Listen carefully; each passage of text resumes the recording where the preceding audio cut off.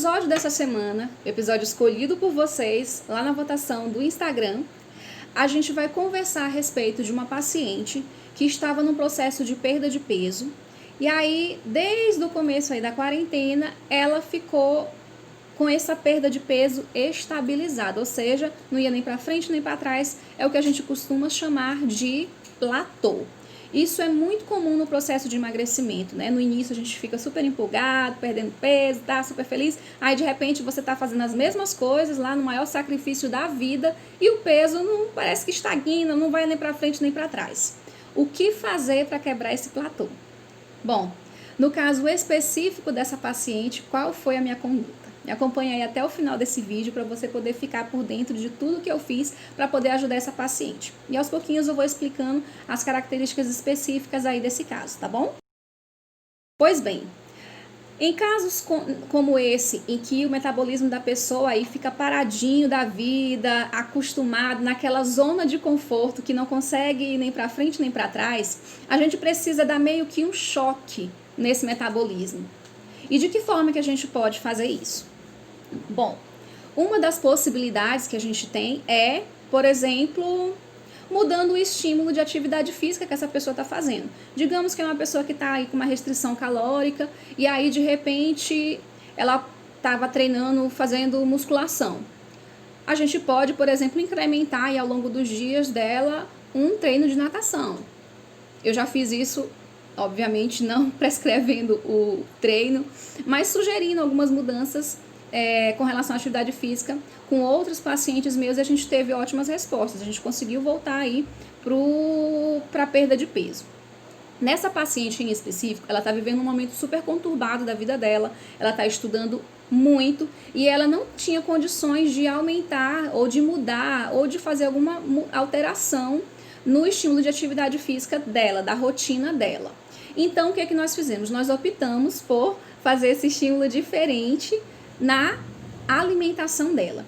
E aí a gente tem várias possibilidades. Conversando com ela, a gente decidiu que a possibilidade que mais se adaptaria à rotina de vida dela nesse momento, à situação que ela está vivendo, seria de adivinha só, em jejum intermitente. Como é que nós fizemos isso? Eu sugeri a ela, né? A gente começou, na realidade, com a introdução do jejum de forma gradativa. A gente começou com jejum de 14 horas e ao longo aí de umas 6 semanas a gente foi evoluindo esse jejum até ficar em 18 horas, tá? Foi tudo organizadinho, ela recebeu todos os planos dela relacionados a cada um desses dias de jejum. Ela não faz jejum todos os dias, tá?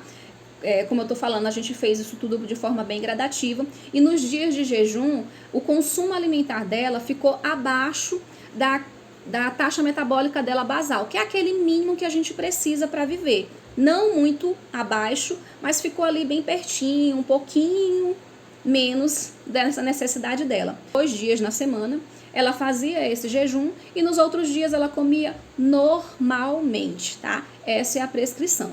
E o que a gente vai fazer com isso? Em alguns dias ela vai estar fazendo uma restrição bem severa e no outro dia o corpo já está esperando uma restrição severa, ele encontra o quê? A alimentação normal.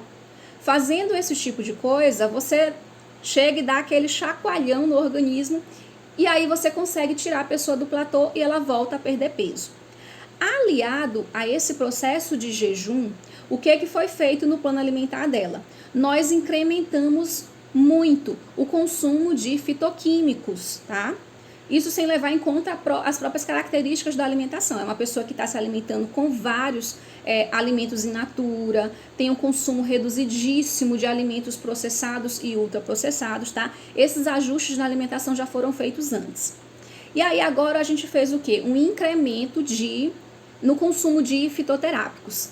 Aumentamos bastante fitoterápicos com uma característica mais termogênica, né? Em cada uma das fases de adaptação dela do jejum, eu incluí chás ao longo do dia, tá?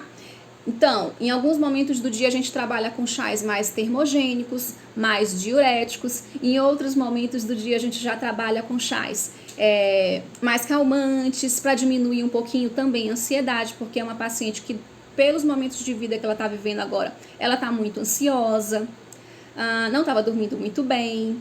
Também uma outra coisa assim que me fez escolher o jejum como opção de tentar tirar ela desse platô nesse momento é que é uma paciente que cursava com resistência à insulina.